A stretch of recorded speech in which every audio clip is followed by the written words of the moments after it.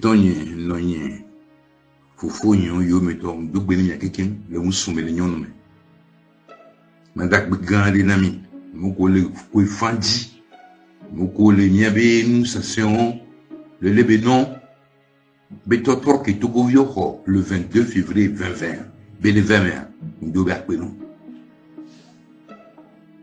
mite ibo kono de ko gbo mite ya me ko pona mo keken gbo be akwade mais quel outil man voilà tout nébé agbeou me kodjo buti les dem kapin commun mi donc kibe ko dakwazilika wodron zilika moi c'est un kodjo ba koya bandagmon 32 ntato ya bandagmon 32 parce qu'on me dit du kon va doazan le nyango akodi jobe yo kwablo de gbaja. Après, autant on l'a fou, bema sakwa, mbenye matin sa. Et nous y a méthode ça na moutonni, et dit qu'il doit et doit toi, le matin sa. Et nous va tout sommeil, quand tu viens on va sortir. Bobo so drapeau là. Bobo yo et todo assis quoi. C'est au tozo kakakaka 2013 à 2021 be on quoi mais à deux volé mi à lolo nyanti to go va dasimi bobo mbun soja le droiten doma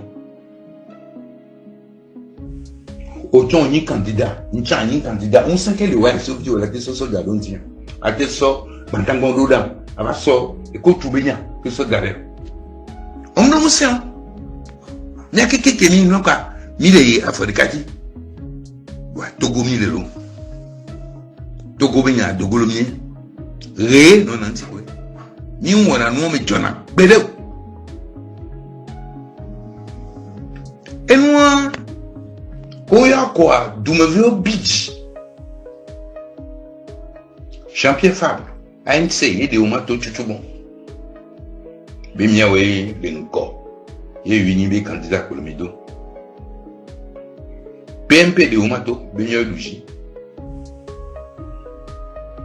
PNP de Tiki Akadam et de Oumato. PSL de professeur Oulu de Oumato, Benyo Louji. Les démocrates, de Oumato, Benyo Louji. Front républicain du consensus des États Javon, État de Oumato, Benyo Louji.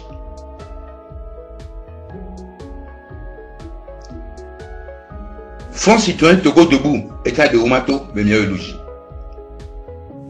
Herman Cohen, et Rochi Frosso, ambassade.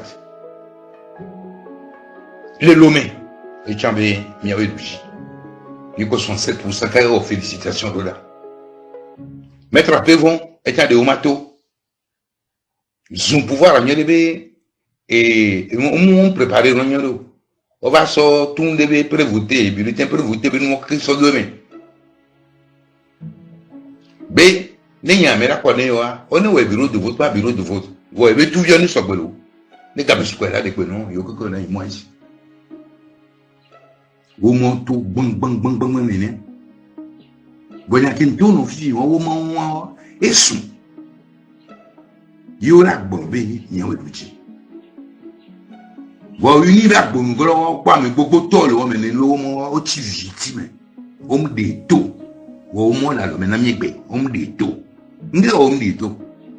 Ou la mère dit, d'où me vivait Dina, yo, nyame, une vie Luigi, et yé Luigi, au mako, bélé, et yé Luigi, mais zindo, gomme, au zindo victime, ou très madin, yo, mais qu'un me m'a rené, au moins.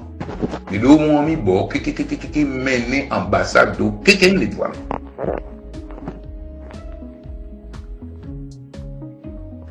Et nous, il y a mon rien venu à Bruxelles, ambassade qu'on le loi, mais on y a mis que du bien. Ambassadeur qu'on le loi, mais France, Allemagne, États-Unis, Union européenne. programme des Nations Unies. Omnia avec le géant. Onye. N'obe omnion obli. Onye. Wande quoi. Et gars, comme il le plaît. Et gars. Wa amoko so ni ambassadeur ko so dugan mo le doigt mais o pele que du le doyer. O ton la mi on kuvi doit ya du wanjia. Kaka igbe. Avant no dajibe yo mois de reconnaissance ça. Mais e va reconnaître encore. O bien mais again bien globé dans bi o le féliciter. Du kemi mi la gbenyon le la c'est le mien. Toko to el la yo nia. Il y a une mate ou bébé du mien, on est là. Et là, yonia. Et boyonia. Tokotonia me ko japonais. Nous sommes des journalistes de Okoli, de Bronkuno, quoi me doa, et ya niabu. Et non. Parce que, mi pota ni nya le lomewa, yenya so duta. Et mi Bruxelles. Monseigneur va. Aidez-nous maintenant, mon. D'où me vieux le bidji. Oh, le bidji. Be douame, be magnon. Et gars que yo, on a les. Yo, bien, beaucoup trop de bé. À ce bout-là, il y a une ovio. Naya, badidino. Wa. Covid, ben, y'en a qui lève, il y a. A me bobe, me dobe, doble. A me dobe, gapo, on a gabidi. Il y a qui les lois mais 5 mois parce que des diaspora les bisons à Gadoudana baké sur le nain il y a wa Oudle Vava et Georgina mon top Oudura au point de commission droits de l'homme et démocratie il y a que les siens et pour le nouveau il voit ton bon à tort vous bien te matin au décret de quoi non oh il y quoi. Oh, élection au bout du on peut 20%. Au soit galé plus la mission. Au soit galé plus la mission. Les gens on gagner man n'yori. Et n'y les blifs et n'y les blifs comme les filles. Il dit qu'on connaît hado baba indo non. Et là bas n'y a vinon sur la fin. Donc Bruxelles là il était pour mener succès gardé. Monseigneur Wochochi de Bruxelles, mais d'où me vieux. Monseigneur africain que le font quelqu'un au Ponpo, les Enyaya, nous baillons tout comme il y a des corps, mais sans revient que l'Afrique a quelqu'un Benjamin, et que l'on est les baignons, quelqu'un vaille, quelqu'un beaucoup, tout beau vieux que le font aller.